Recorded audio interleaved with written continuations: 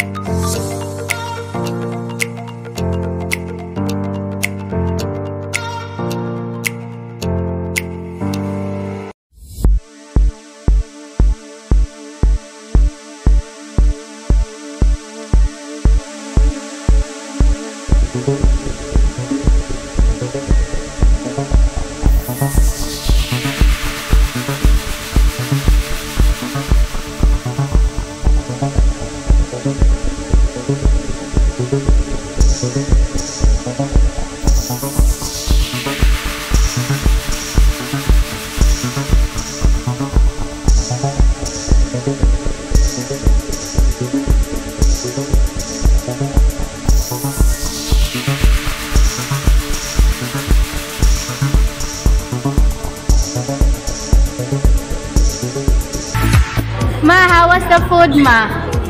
Yummy. Yummy. Oh, Mommy. Delicious. Kuya Neil. Yummy. Amazed.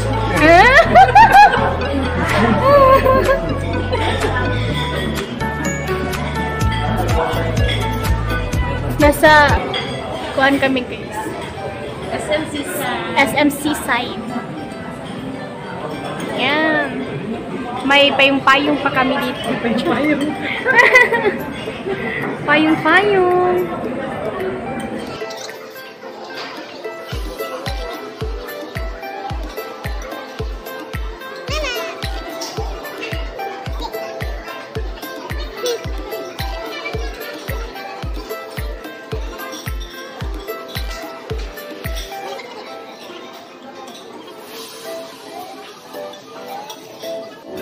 So, ayan guys, nandito tayo ngayon sa Seafoods Paradise. At ngayon, yung price nila per person is 399. Plus drinks na ganito, soft drinks, 50 pesos. And kung gusto nyo ng ganito, tapioca, 75 pesos. So, located ito guys sa SMC side, SRP, Cebu City. So, kung gusto nyo dito guys, nice siya guys. Tapos ang sarap ng food. Ayun. Hi guys! So, ayun na nga, nakauwi na kami. And I will give my feedback real quick. And also, information na din sa inyo guys sa mga may balak pumunta dun sa Seafood Paradise. So, ang Seafood Paradise, guys, ay na-locate sa SMC side, second floor, sa North Wing. Ayun na. Tapos, kung pupunta na kayo dun, guys, kailangan, alam nyo talaga to, 399 per person. Yung buffet. Tapos, with no drinks yan. Pero, may tubig naman kayo. Pero, kung gusto nyo ng mga soft drinks, ng mga icing, bayad talaga yan. Meron silang pitcher, meron silang soft drinks, tapos soft drinks yung binili namin. Yung soft drinks nila, hindi unlimited, kundi isa-isa talaga. Yung soft drinks nila, yung napanood nyo sa video, 50 pesos yun. Tapos may tapioca din kaming binili, 75 pesos yun. Pero, meron naman silang mga choices dun sa drinks, pero yun nga, hindi unlimited. Tapos, kung i-rate ko yung food nila, masarap naman. Maraming choices. Marami ka talaga pagpipilian, diba? Tapos, yun, puro mga seafood. Meron namang mga pork. Tapos, may pagpipilian ka talaga. Merong fruit, merong mga kakanin, merong mga sweets. Ayun. So, ayun, yun guys, yung buffet na yun ay unlimited. Yung hindi lang unlimited ay yung drinks. Okay. So, kung i-rate ko siya, 8/10. Kasi, sa akin kasi, yung 2% na yun, nag-expect talaga kami na free drinks na, pero hindi pala. Kasi, naging suki na din kami noon sa mga unlimited, pero buffet restaurant. Tapos, yun nga, meron silang mga free drinks, ganun. Tapos, mas lower pa yung price, tapos may free drinks na. Pero, ayun nga, bago lang naman din sila. So, ayun, they need improvement na din sa ganung bagay, sa drinks, ganun. Alam naman natin kung nagsisimula pa, kailangan pa din nila ng mga suggestions, ganun. So, yun yung suggestion ko. Tapos, sa kuan naman, sa ambience naman, ang ganda guys. Nakikita nyo naman siguro, diba? Parang nasa dagat ka, ganun. Colorful. May payong-payong pa. Anun. So, 10/10 yung area ko sa kanila guys. Kasi ang ganda talaga ng ambience. And sa accommodation naman, or yung mga nagbabantay dun, mga kuan din, mga accommodating din. Tapos, nagpa-picture din kami. Go na go lang din sila. Kung may tanong ka sa food, kung hindi nyo alam, okay din. Sasagutin din nila. So, ayun. 10/10 din. At yung nga din sa food, kasi, yung wala din, minus points din sa kanila kasi, diba, if sa buffet, kung may pagkain dyan, parang may name tag na nakalagay na, kuan, kanang pork steak, Mayroon nakalagay din dito. Kuan, banging, ganun. Pero sa kanila wala. So, ayun. Siguro 8/10 lang din yung na-rate ko sa kanila dun sa pagkain. Pero masarap siya, guys. So, yun guys. Tapos, wala namang limited time na kailangan ka mag-standby dun kasi may mga buffet, ilang mga buffet dito sa Cebu.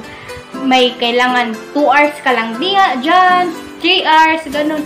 Sa kanila naman, hindi naman kami pinagsabihan. Tapos, pumunta kami nakakuha na kami dun mga 11 a.m. or 12 p.m. ganun.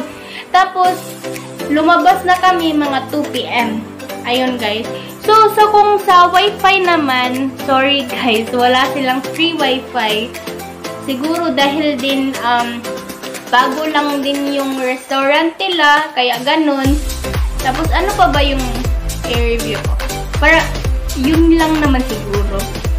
Tapos, ayun guys, kung gusto nyo, kung meron pa kayong mga tanong sa akin about sa Seafood Paradise, mag-comment sa comment box para sagutan natin yan, okay? So, thank you guys for watching and don't forget to like, share, subscribe to my YouTube channel. Bye-bye!